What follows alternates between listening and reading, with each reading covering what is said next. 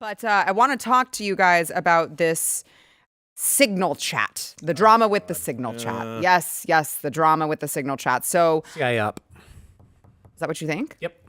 Me too. Complete and total CIA up. I'll explain. Okay. So I'm sure everyone's heard about this, but it was like right before the Trump administration started dropping bombs in Yemen. They were accused by The Atlantic of leaking war plans, which sounds very, very serious. Okay. They said this was an accidental leak to Jeffrey Goldberg, who is, of course, like TDSer. One of the biggest opposition journalists to the administration, probably. Right. Yeah, I know. I'm like, oh, oops. We just happen to have this anti-Trump guy in the chat. Oopsies. This is like the biggest stroke of luck in the history of strikes of luck for an oppo journalist ever. Like, wow, oh my God, like, it's a conundrum. We can't figure this out. It's not amazing. It's not like Fred from Idaho was like, hang on a second. Holy crap. What's going on here? I was just on my combine harvester, and it just so happened to be him. This is stupid. Yeah. So I want to play Goldberg. He's trying to clarify how he got into the Signal chat with, he says this is Secretary of Defense Pete Hegseth, National Security Advisor Mike Waltz, and Vice President J.D. Vance. And he's like, maybe it was a disinformation operation. I don't know. Here's some of that. Watch. For a while in this process, I didn't believe that this was an actual national security chat. I assumed that I was being spoofed or hoaxed or being included in some kind of disinformation campaign, because it was simply too improbable to me that they would have such poor operational security as to inadvertently invite the editor of The Atlantic into a national security discussion about the timing of a bombing campaign. So I assumed that this was a spoof. Mm-hmm. It was only on Saturday, the 15th of March, when I received a text in this chain with forthcoming operational details of the Yemen strike. And then I waited a couple of hours to see if it actually happened, and it did. That's when I realized that, this is almost certainly a real chain of national security officials talking to each other on a commercial app. So I want to, yes, I know the commercial app that Joe Biden was the one who said they could use in government, to be clear. So I know Jason's like chomping at the bit to say something. Jason, hold on. I just want to play really quickly. National Security Advisor Mike Waltz, he went on Laura Ingram's show and was like trying to set the record straight here. And I want to play his response, and then I want to hear what you guys have to say. Watch. We're going to get to the bottom of it. I just talked to Elon on the way here. We've got the best technical minds looking at how this happened.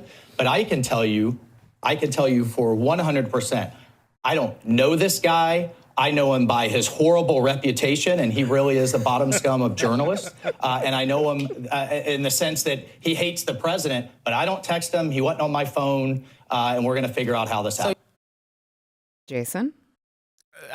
So let me go back to Goldberg's statement really quick. Their initial reaction was, this is not legit, or we're being spoofed, or something like that. But the moment they saw the bombs started falling, all other speculation just dropped. So they were running with it. This is real. They made a mistake. Let me tell you something. The worst thing conservatives can do on this is to admit that word, this was a mistake. Yep. That's bullshit. Yep. This was not a mistake. And again, this is my opinion. Maybe I'm a little jaded because we've been looking into the JFK files. I've been looking at what the CIA's been doing since the early 60s, and it goes back even further. But no, this is total bullcrap. Absolute bullcrap. Waltz went on, I think it was NBC also, because speculation was running wild. And conservatives were trying to like rationalize this themselves, saying, this is bad, but maybe he clicked on the wrong name. Maybe he accidentally, it was just an accident, whatever. But he went on, like, I think it was NBC a couple days ago or yesterday, and said, look, this was a different number associated with a different contact. Then he said, we're looking into whether it was done deliberately or some other, quote, technical mean. What the hell does that mean? Yeah. That's like if I want to text you something And somehow it got changed in my phone to the plumber. And the plumber's like, why are you telling me you're going to be on my show on Wednesday? Right. Who are you talking about? That somebody would have had to have done that. Yeah. Now I look at it and say, okay, well, who? Because Signal has an interesting history, funding history. Now, their funding goes back to, I think they were called like the Open Whisper something, but they got millions of dollars from a government organization. That government organization has ties, or it's underneath Radio Free Asia. Radio Free Asia, Radio Free Europe, those are CIA Cold War weapons from the Cold War. Direct ties and manipulation with the CIA. Now, if you ask them, they're like, oh, we stopped that crap.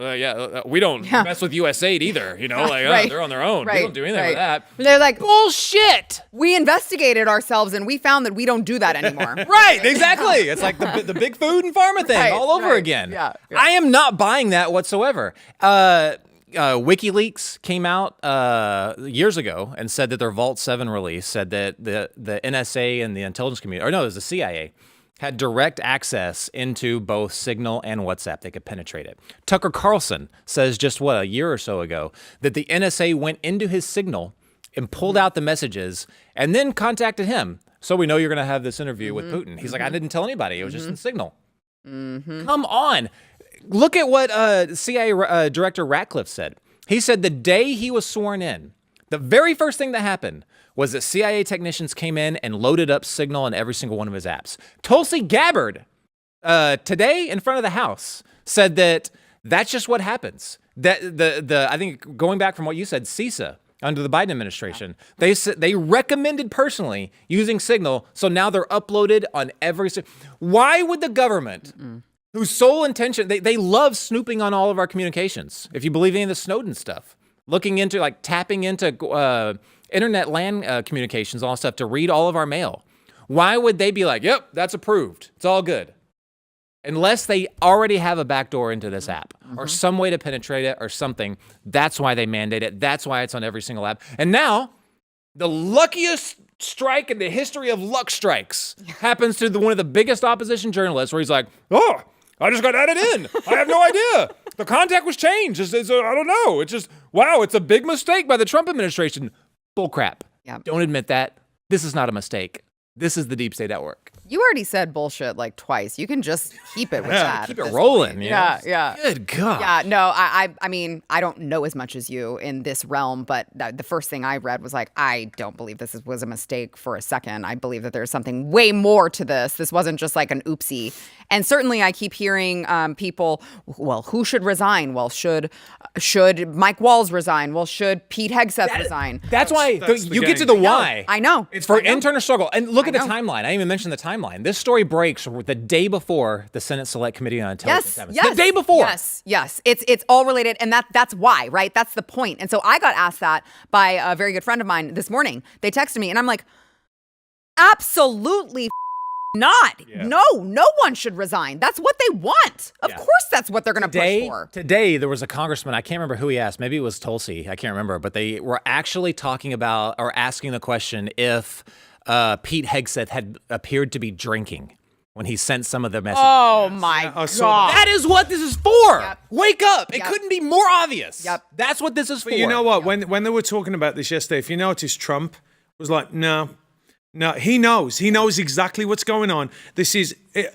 All I'm waiting for now is like the Ayatollah of Iran to be sitting there and go, oh, I just got signal message. Let's look. Oh, they will be bombing at 10 o'clock. Oh, I was so surprised. It came to me. I don't know how this happened. I got Pete Hegseth. Oh, you drinking, Pete? Are you drinking again? I mean, come on. Even his Farsi is better than your British accent. I was actually thinking that. I was like, damn it, he's good at that accent. But here's the point. I'm going to say to the people out there, do not bend the knee again. Over. It doesn't matter. You should just go, you. It's not happening. I'm not doing anything. I'm not sacking it. And Trump did it. He goes, well, these mistakes happen. He knows what's going on. So we need to do this. We need to go, listen, I don't care. I don't care. I don't care if it went on. You can't admit anything because what they're looking for is this. They're looking for this, and then they're going to be like, they need to be fired. They need to be fired, and they're going to keep on doing it. The only way that you got to fight this is just by saying, you know what? I'm not admitting anything. We don't know what's going on. End of story. I'm not having any more discussions about this. That's it. Because they're trying, as you know, the noose is getting tighter on all of these people.